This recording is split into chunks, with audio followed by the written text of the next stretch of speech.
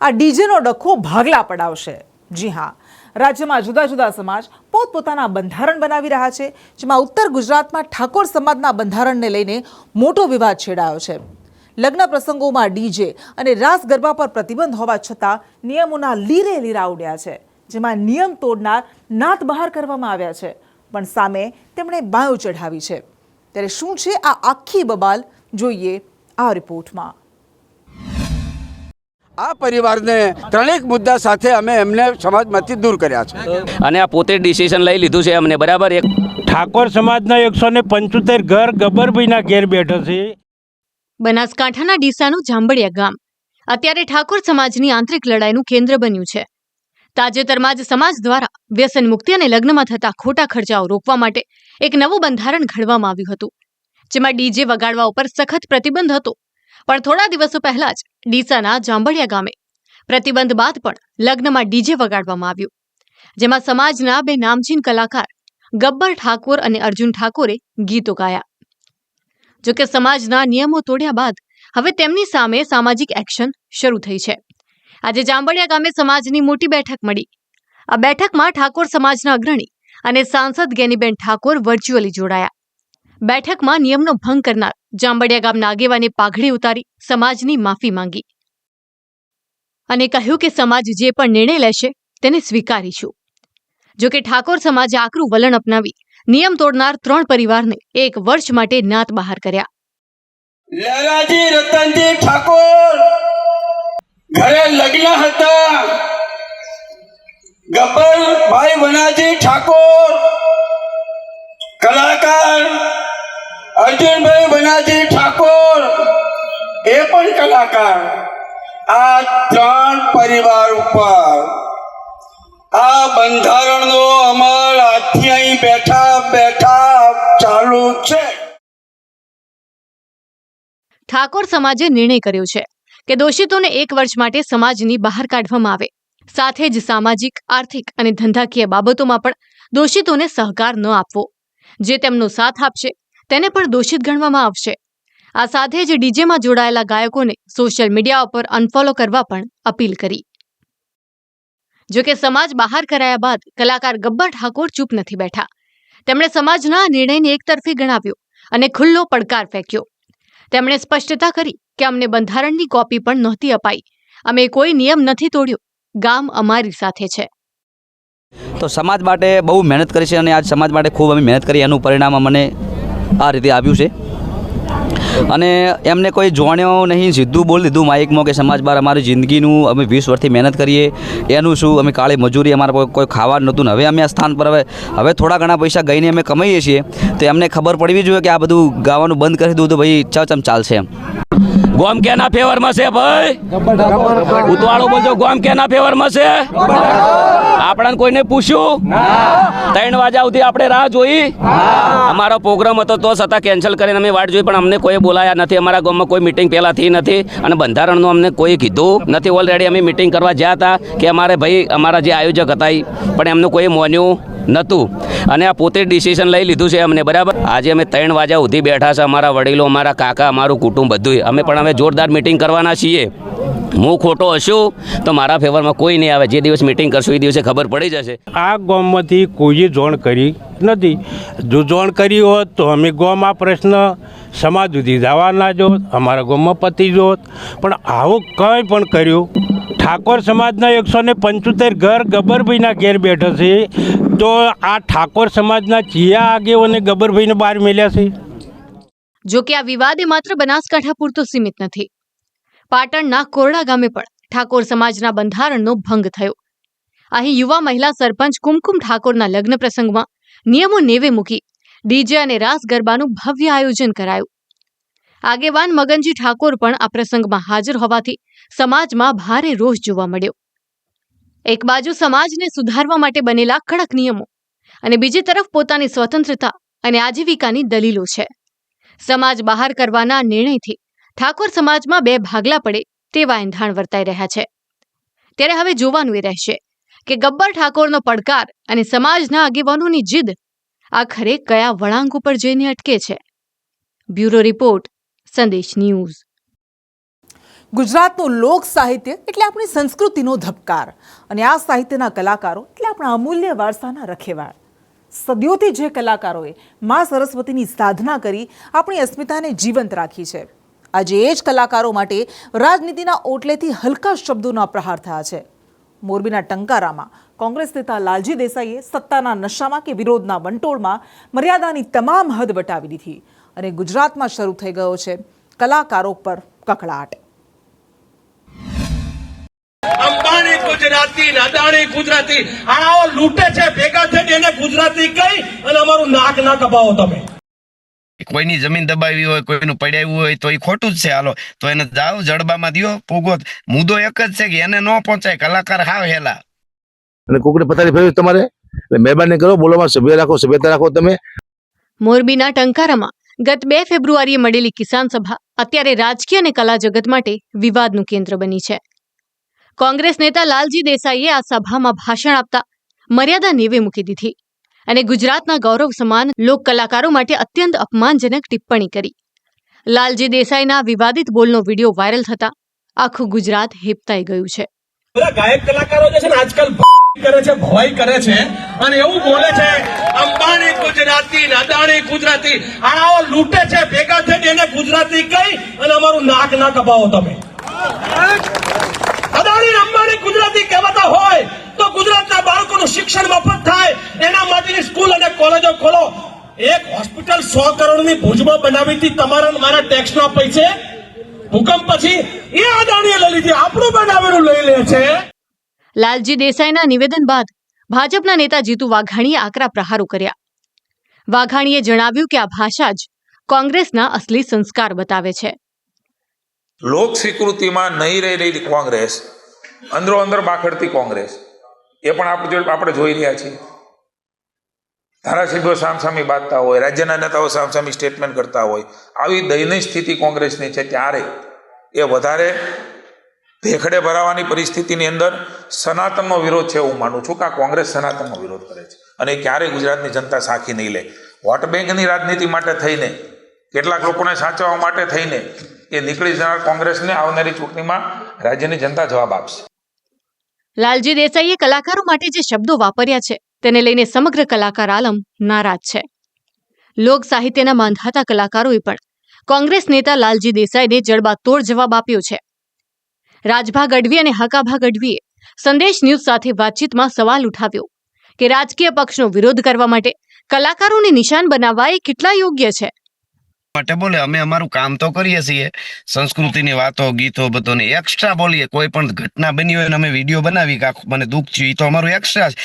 અમે સારા ઇતિહાસોને વાગોળી, સારી વાતો, સારા કોઈની જમીન દબાવી હોય, કોઈનું પડાવ્યું હોય તો એ ખોટું જ છે. હાલો તો એને જાઓ જડબામાં દ્યો પૂગો. મુદ્દો એક જ છે કે એને ન પહોંચાય. કલાકાર હાવ હેલા એટલે કલાકારને ગાળ્યું દ્યો, ઓલાને કેમ પહોંચવું એ મારે એવું છે. જેમ ફામે બોલ નાખું સ્ટેજમાં, હાથમાં માઇક આવ્યું એટલે અમે સ્ટેજમાં ચડી જેમ ફામે બોલ નાખી, તમારો પણ વિરોધ થાય છે કલાકારોને. અને કલાકાર છે ને ભાઈ, સંસ્કૃતિ સાચવીને બેઠો છે, સનાતન ધર્મને સાચવીને બેઠો છે. જેથી કલા નહીં હોય, કલાકાર નહીં હોય, તે સંસ્કૃતિ પૂરી થઈ જાય તમારી. એટલે એને વિનંતી કરું છું ભાઈને કે બોલવામાં બધું ધ્યાન રાખો તમે. અને તમને કોઈ કલાકાર ન ગમતું નામ દઈને બોલો. તમે બધા કલાકાર હરખા ના ગણશો, બધા કલાકાર હરખા હોતા નથી. તમારે 5 રૂપિયા દેવા નથી, બોલાવા નથી અને કોકને પથારી ફેરવી તમારે એટલે મહેરબાની કરો, બોલોમાં સભ્ય રાખો, સભ્યતા રાખો. તમે કલાકાર કોઈ પક્ષનો પ્રતિનિધિ નથી હોતો, તે કલાનો પ્રતિનિધિ હોય છે. રાજકીય પક્ષો આવે અને જાય, સત્તાઓ બદલાય, પણ કલા અને સંસ્કૃતિ અજરા અમર છે. ત્યારે કોઈની ટીકા કરવાની આડમાં સમગ્ર કલાકાર જગતનું અપમાન કરવું એ કોઈ પણ નેતાને શોભતું નથી. લાલજી દેસાઈએ વિરોધ માટે વાપરેલા શબ્દોએ આજે ગુજરાતની સંસ્કૃતિના વાહકો એવા કલાકારોનું દિલ દુભાવ્યું છે. ત્યારે હવે જોવાનું એ રહેશે કે શું કોંગ્રેસ આ નિવેદન બદલ માફી માંગશે કે પછી કલાકારોનો રોષ એ કોંગ્રેસને ભારે પડશે.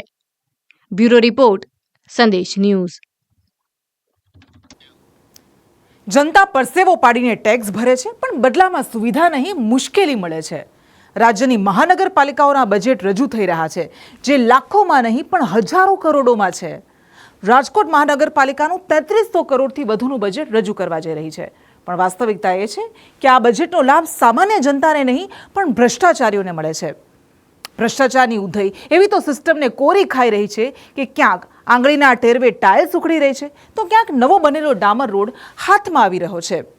વડોદરામાં તો સ્થિતિ એના કરતાં પણ વધારે બદતર છે, જ્યાં 62 કરોડના ખર્ચે પાલિકાએ મોતનો કૂવો તૈયાર કર્યો છે. ક્યાં અને કેવો છે ભ્રષ્ટાચાર, જોઈએ આ સ્પેશિયલ રિપોર્ટમાં. લોકશાહીમાં જનતા સર્વોપરી છે, પણ વાસ્તવિકતા એ છે કે આજે જનતા માત્ર ટેક્સ ભરવાનું મશીન બની ગઈ છે. ભ્રષ્ટાચાર હવે સિસ્ટમમાં લાગેલી કોઈ નાની મોટી ઉધઈ નથી, પણ ભ્રષ્ટાચાર પોતે જ આખી સિસ્ટમ બની ગયો છે. ટીવી સ્ક્રીન પર દેખાઈ રહેલી આ 3 તસવીરો તંત્રની બેદરકારી અને ભ્રષ્ટ નીતિની ચાળી ખાઈ રહી છે. રાજકોટ હોય કે વડોદરા, દ્રશ્ય અલગ હોઈ શકે, પણ વાર્તા અહીં એક જ છે. ઉપરથી નીચે સુધી કોન્ટ્રાક્ટરોની મિલીભગત છે. અધિકારીઓ પોતાના ખિસ્સા ભરે છે અને સામાન્ય માણસની લોહી અને પરસેવાની કમાણીનું પાણી થઈ રહ્યું છે. રાજકોટમાં પીએમ આવાસ યોજના હેઠળ બનેલી શહીદ સુખદેવ ટાઉનશીપમાં ગરીબોની મજાક ઉડાવવામાં આવી રહી છે. વર્ષ 2022માં બનેલા 448 ફ્લેટમાં ભ્રષ્ટાચારની એવી ગંધ આવી રહી છે કે જોતા જ આંચકો લાગે. અહીં ફ્લોરિંગની ટાઇલ્સ કોઈ મશીનથી નહીં પણ માત્ર આંગળીના ટેરવે ઉખડી રહી છે. આ તમે જોઈ શકો છો આ ભ્રષ્ટાચાર કેવો છે. આ હું તમારી સામે આ લાદી જોઈ શકો છો. આ ઉખેડ્યું તો આમાં શું છે આ તમારી સામે જુઓ. આ સિમેન્ટ છે, આમાં નથી કેમિકલ નથી સિમેન્ટ, આ એમને ભૂગાવો નાખી દીધેલો છે. હવે આમાં અમારે કેવી રીતે કરવું? આમાં 8 વિંગમાં છે, 7 ફ્લોરમાં આવો જ પ્રશ્ન છે બધા, અને છેક ઘરમાં પણ આવી રીતના લાદી ઉકળી ગઈ છે. રિયાલિટી ચેકમાં સવાલ એ ઊભો થયો છે કે અહીં સિમેન્ટનો ઉપયોગ થયો છે કે નહીં. માત્ર ફ્લેટમાં જ નહીં પરંતુ ધાબા પરની ટાઇલ્સની સ્થિતિ પણ કંઈક આવી જ છે.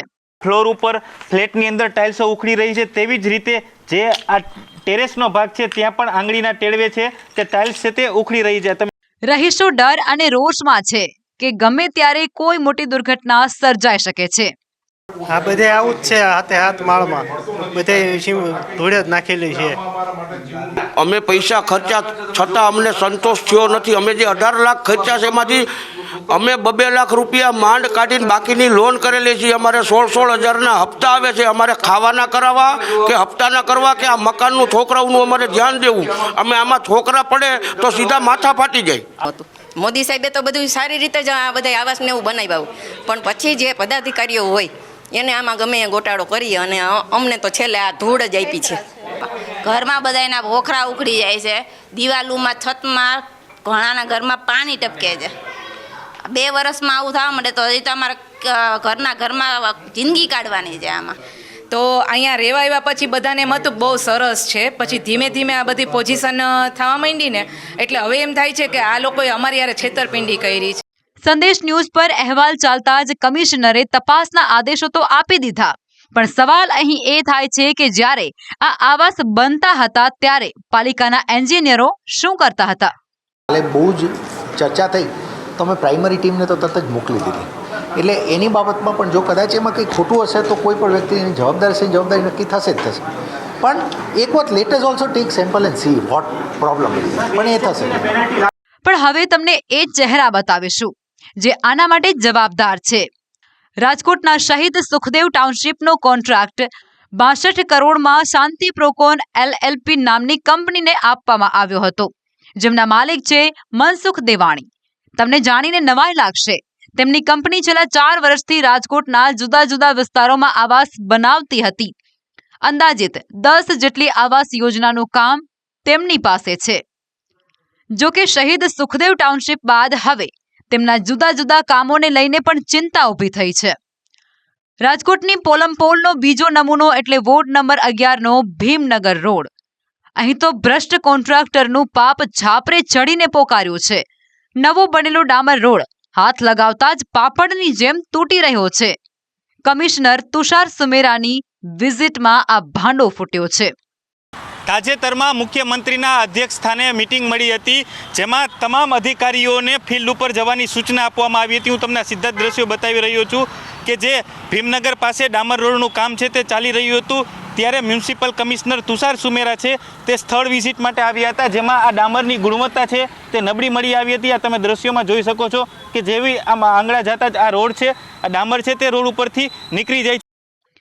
પ્રજાના પૈસાનું પાણી કરવાનું આ કામ પ્રદીપ કન્સ્ટ્રક્શન નામની કંપની કરી રહી હતી, જેનું હાલ પેમેન્ટ રોકી દેવાયું છે. તો સુપરવિઝનમાં બેદરકારી રાખનાર મનપાના એન્જિનિયર અને ફિલ્ડ એન્જિનિયરને સો કોઝ નોટિસ પણ ફટકારવામાં આવી છે. જો કે નવાઈની વાત અહીં એ છે કે જ્યારે આ ગંભીર ભ્રષ્ટાચાર પર પત્રકારોએ સવાલ કર્યા ત્યારે કમિશનરના ચહેરા પર ગંભીરતાને બદલે સ્મિત જોવા મળ્યું હતું. એટલે જ અમે નોટિસ આપી છે. બીજા પણ આપને કહીએ, ઇન્ફ્રાસ્ટ્રક્ચર ક્વોલિટીમાં કોઈ કોમ્પ્રોમાઇઝ થશે નહીં, રેસ્ટ એશ્યોર્ડ.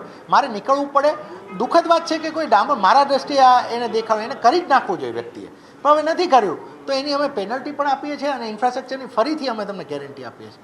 કારણ કે અમારો ટાર્ગેટ છે કે ફાસ્ટ અને ક્વોલિટી ઇન્ફ્રાસ્ટ્રક્ચર તો જ છે ને. કોઈ આ બજેટ અમે કરીએ છીએ ને તો પ્રજાને અમે ત્યારે હેપી રાખી શકીએ જ્યારે એમને ટાઈમલી અમે કામ આપીએ અને ક્વોલિટી આપીએ. અને હવે જુઓ વડોદરામાં તંત્રએ ફૂંકેલું બુદ્ધિનું દેવાળું. બાજવા ગામે 62 કરોડના ખર્ચે બ્રિજ તો બનાવી દીધો, પણ અંધારામાં ડૂબેલા આ બ્રિજ પર એક પણ સ્ટ્રીટ લાઇટ નથી લગાવાઈ. પરિણામે 2 નિર્દોષ લોકોએ પોતાના જીવ ગુમાવવાનો વારો આવ્યો. જે બ્રિજ 18 મહિનામાં પૂરો કરવાનો હતો તેને બનાવતા 7 વર્ષ લાગ્યા અને તે છતાં આજે તે લોકો માટે મોતનો કૂવો સાબિત થઈ ગયો છે. બ્રિજ તો બની ગયો, બ્રિજ બન્યા પછી એની કોઈ લાઇટની કોઈ સુવિધા નથી આપેલી, જેથી કરીને હજી 2 અઠવાડિયાનો જ કિસ્સો છે. નવયુવાન છોકરાઓ 2 એક્સપાયર્ડ થઈ ગયા છે. મારો જ્યારે અકસ્માત થયો ત્યારે સામેથી જે ગાડી આવી તો હું સીધો ડિવોડરમાં જ ભટકાતો, મારા 15 ટાંકા હતા અહીંયા આગળ અને મારી જો સબૂત પણ છે હમણાં. જ્યારે મને હોસ્પિટલ લઈ ગયા હતા ત્યારે પણ આ રહ્યું ગોત્રી હોસ્પિટલમાં મારી સારવાર કરાવી હતી. છે કે અમારે અવારનવાર શું રજૂઆત જ કરવાની. હવે આ બેદરકારીના લીધે જે લોકોનો જીવ જાય છે, બરાબર છે, એ લોકો માટે જવાબદાર કોણ? ભ્રષ્ટાચાર સામે આવે એટલે તપાસના આદેશો તો છૂટી જાય છે, પણ શું ક્યારેય કોઈને જેલ ભેગા કરવામાં આવ્યા છે? ભ્રષ્ટ કોન્ટ્રાક્ટરો સામે કડક કાર્યવાહી ક્યારે? મળતિયા અધિકારીઓને જેલ ભેગા ક્યારે કરાશે? પાલિકામાં ચાલતો કમિશનનો ખેલ ક્યારે અટકશે? સ્માર્ટ સિટીના વિકાસની આ કડવી વાસ્તવિકતા છે. રાજકોટ હોય, વડોદરા હોય, તંત્રની બેદરકારીને કારણે પ્રજા પીસાઈ રહી છે. જો મહાનગરોમાં આ રીતે જ લોલમલોલ ચાલતી રહેશે તો કરોડોનું બજેટ માત્ર આંકડાની માયાજાળ બનીને રહી જશે. બ્યુરો રિપોર્ટ, સંદેશ ન્યૂઝ.